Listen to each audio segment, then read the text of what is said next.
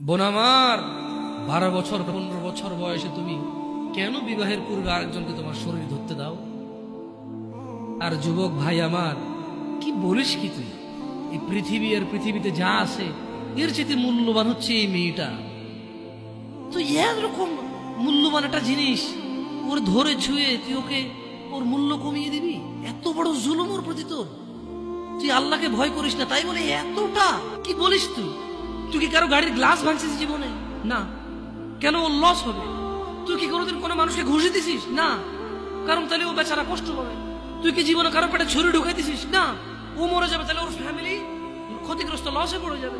তুই কি কারো টাকা মারছিস কোনোদিন? না। তাহলে ওর ফ্যামিলি টাকার কারণে কষ্ট পাবে।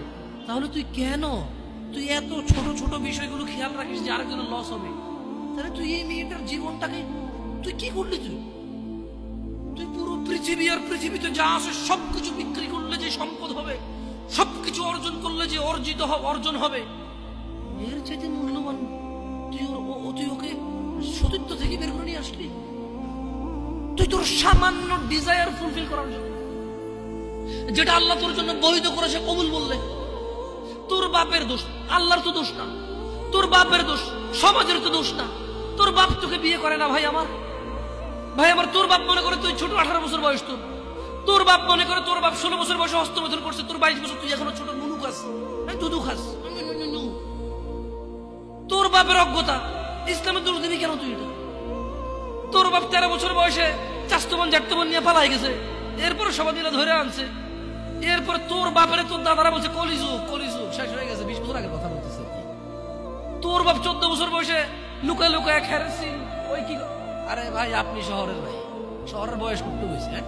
আর সব মানুষ শহরে গেলাম, আমি দেখছি ঢাকা শহর খালি হয়ে যায় কেন তাহলে ঈদে? আমারে বলেন না যে আমরা না ঢাকা শহরে থেকে কিছু বুঝি না। হ্যাঁ, এবার বলবেন না আমাকে, আমি বাংলা পারি না, একটু পারি, এবার বলার দরকার নেই আমাকে। না, আমরা জানি আপনার সব মানুষই গ্রামে, ঢাকা শহর ঈদ হলে সব খালি হয়ে যায়, ওই যায় না। হ্যাঁ, তোর বাপ ওই যে কেউ বলে না যে সুপারি বাগান চেনেন না, ওই যে খেরের চিন, এগুলো বোঝেন না বললেন না আমার যে জামশেদ ভাই যে কন্টেক্সটে কথা বলে বুঝে আসবে। হ্যাঁ, তো সেগুলো তো ও বলার দরকার নেই, কেমন? আমি জানি আপনি বোঝেন না, বোঝেন ভান করবেন। আচ্ছা, তো তোর বাপে 14 বছর বয়সে এই বাঁশবাগান আশবাগানে যে জেনায় লিপ্ত ছিল, তোর বয়স 25, এখনো ছেলেটা বড় হয়নি। দোষ ইসলামের এখানে? তোর বাপের তোর জান্নাতের প্রতি পরোয়া নেই, তোর টাকার প্রতি পরোয়া আছে। তোর বাপ তোর জান্নাত সেট করতে চায় না, তোকে নাকি ভালোবাসে। তোর বাপ তোর ইজ্জতের পরোয়া করে না, তোকে নাকি ভালোবাসে। তুই নাকি ভালো মানুষ, পৃথিবী আর পৃথিবীর সবচেয়ে সম্পদশালী জিনিসটাকে শুধু একটা এই মুখে মুখে চুমু দিয়ে একটা ওই যে এভাবে ছবি তুলেছি আমি, এভাবে এভাবে।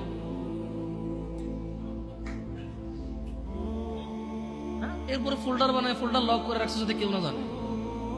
এরপর ওই মেয়ের বিয়ে ঠিক হয়ে ধমক দেয়, ছবি পাঠাবো একটা একটা। সামান্য ডিজায়ার যেটা তোর হালাল ভাবে আল্লাহ দিয়েছে, একটু সবর কর, একটু সবর কর। তুই ক্লাস 5-এ পড়তেছিস, 6-এর জন্য ওয়েট করতেছিস না? তুই ক্লাস 8-এ পড়িস ভাই আমার, ছোট পিচ্ছি সোনামণি ভাই আমার। তোকে আমি আমার মাথায় রাখি, তুই বলছিস রাগ করিস না। তুই বললে আমি না, অত তো সিনেমা নাটক দেখি না, তোরাই কস। তুই বললে আপন, তাকে আপন করে বলতেছি। আবার কইস না হুজুরের ব্যবহার খারাপ। উনি তুই করে কেন বল, উনি এভাবে কেন কথা বলেন, নিজেকে কি মনে করে? না, তোরাই ডায়লগ দিস। আসলে তুই বললে আপন মনে, আমি এই জন্য ভাই তোরা আমার একটু তুই বললে আপন। আমি তো সৌদি আরব বড় হয়েছি, আমি তো দেশে বড় হইনি। আমি আসার পরে সব ডায়লগ দেখছি। আসলে আপন জনকে তুই বলে, হ্যাঁ তুই বললে আপন মনে, আমি তোরা আপন মনে করি। 1450 বছর আগে আল্লাহ আমার কাছে তুই আমার ভাই, কত আপন তুই চিন্তা কর। তোরা তুই গুমরা কারা গুমরে ভাই আমার? তুই আমার আচরণে যাইস না। হ্যাঁ, তুই আমার কত পুরনো ভাই তুই জানিস? আমার মায়ের পেটের ভাইটা আমি যেদিন জন্ম হয়েছি বুঝতে পারছি, সেদিন আমাকে আমার বাপ মা, আমার পরিবেশ বলছিল আমার মায়ের পেটের ভাই। কিন্তু অ্যাজ এ মুসলিম তুই আমার ভাই 1450 বছর আগে এটা ঘোষণা হয়ে গেছে পৃথিবী। তোকে যদি আমি তুই না বলি, আদর করে না বলি, আপন না মনে করি, কাকে মনে করবো রে? তুই তো আমার তুই তো আমার আপন। এমন করিস না ভাই আমার, তোর বয়স সবে 14 বছর। একটু অপেক্ষা কর, একটু অপেক্ষা কর। তোর বাপ বিয়ে করেছে, তুই পৃথিবীতে আসছিস, তুই এমনি এমনি আসিস না। তুইও বিয়ে করবি, তুইও পৃথিবীর সমস্ত সুখ পাবি ইনশাআল্লাহ। তোর ছেলে সন্তানও এমনি এমনি আসবে না, তুইও আল্লাহর দেওয়া নিয়ামত উপভোগ করবি এবং আল্লাহর প্রশংসা করবি। অপেক্ষা কর ভাই আমার, অপেক্ষা কর। খবরদার, বেখেয়ালি হওয়া যাবে না, বেখেয়ালি হওয়া যাবে না। আর নিজের সামান্য ডিজায়ারকে ফুলফিল করার জন্য পৃথিবীর সবচেয়ে দামি সম্পদটাকে সবচাইতে সস্তা নিকৃষ্ট করে দেওয়া যাবে না। কেমন? বিয়ের পূর্বে কোনো মেয়ের গায়ে হাত দিবি না ভাই আমার, খবরদার। বিয়ের পূর্বে কোনো মেয়ের সাথে কথা বলবি না, খবরদার। তোর যোগ্যতা নেই ওর সাথে কথা বলার। তুই কে রে? বামন হয়ে চাঁদের দিকে হাত বাড়াবি না। আমার বোনরা চাঁদ,